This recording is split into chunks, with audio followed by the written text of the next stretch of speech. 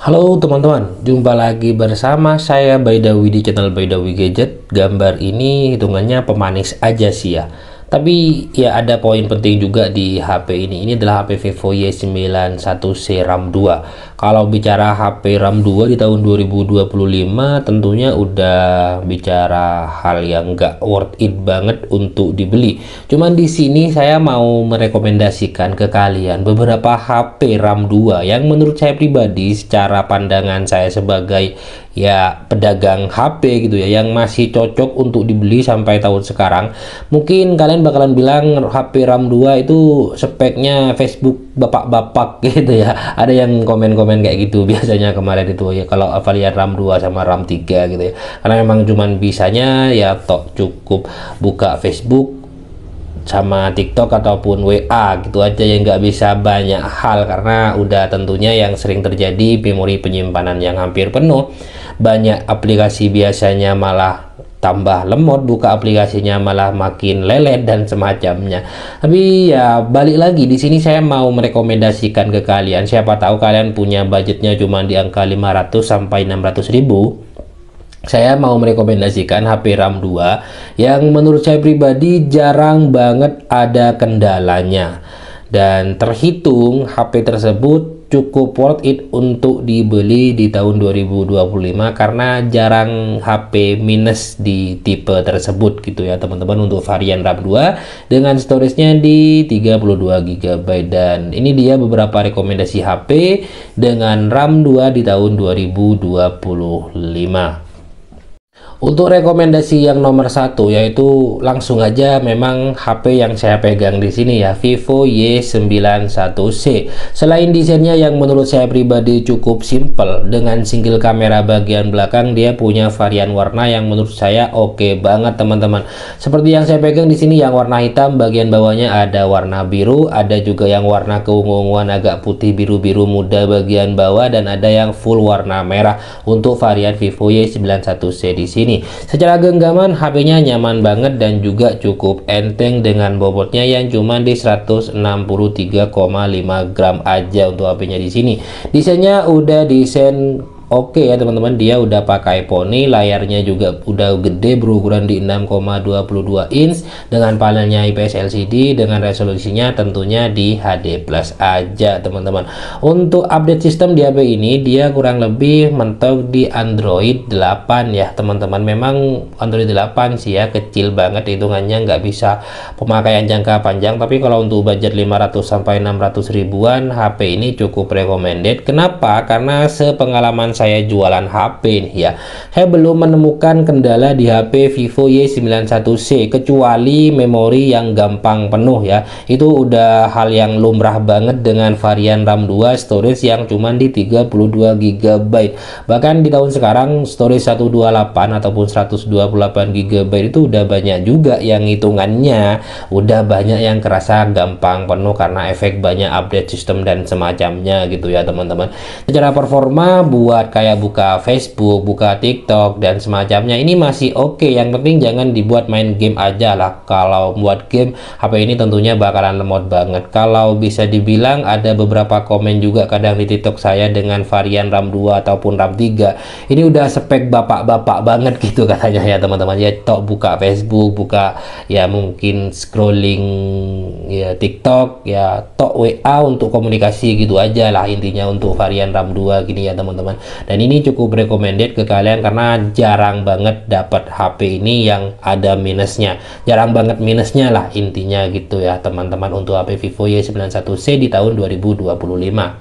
Untuk rekomendasi yang nomor 2 teman-teman, di sini jatuh kepada HP Redmi 9A. Redmi 9A di sini punya dua varian sih sebenarnya, varian RAM 2 dengan internalnya 32 GB dan juga ada varian RAM 3 dengan internalnya di 32 GB. Ya ini jadi pemanis aja jadinya ya teman-teman. HP Redmi 9A di sini kenapa saya mau rekomendasi ini tuh ke kalian? Yang pertama adalah HP-nya super tangguh teman-teman. Bahkan di beberapa bocil di daerah saya banyak yang mencari HP ini dibuat main game. Bayangin, Redmi 9A variannya RAM 2 dibuat main game kayak Mobile Legends dan juga Free Fire.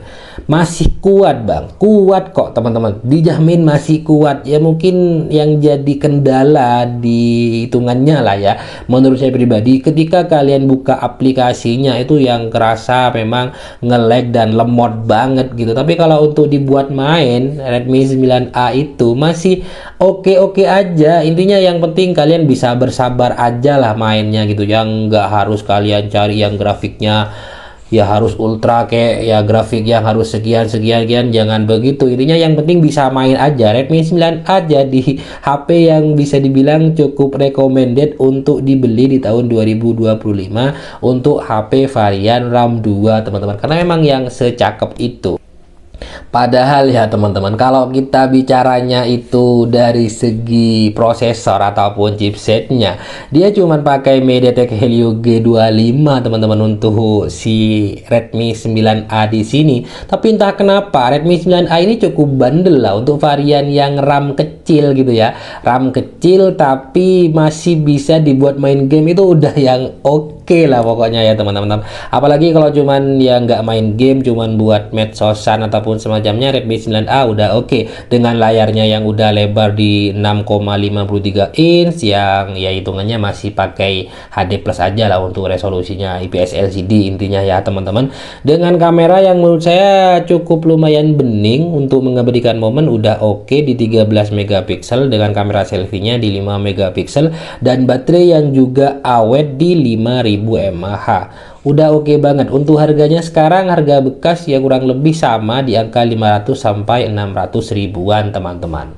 Untuk rekomendasi yang nomor 3, Oppo A5s. Ya, HP Oppo A5s itu dua varian juga, dan dia menurut saya udah lebih mantap ketimbang yang seri-seri sebelumnya, karena dia udah bisa dibilang cukup ada beberapa fitur yang cukup lengkap, kayak udah ada fingerprint dan semacamnya. Dia punya varian RAM 2 internal 32, ada RAM 3 dengan internalnya di 32 GB.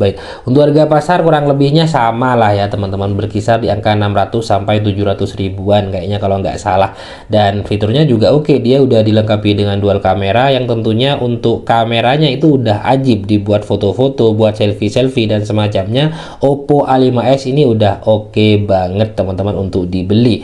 Ya kalau untuk kendala apa di tahun sekarang bang, yang pasti untuk kendala di HP tipe kecil itu cuman pada bagian memori aja.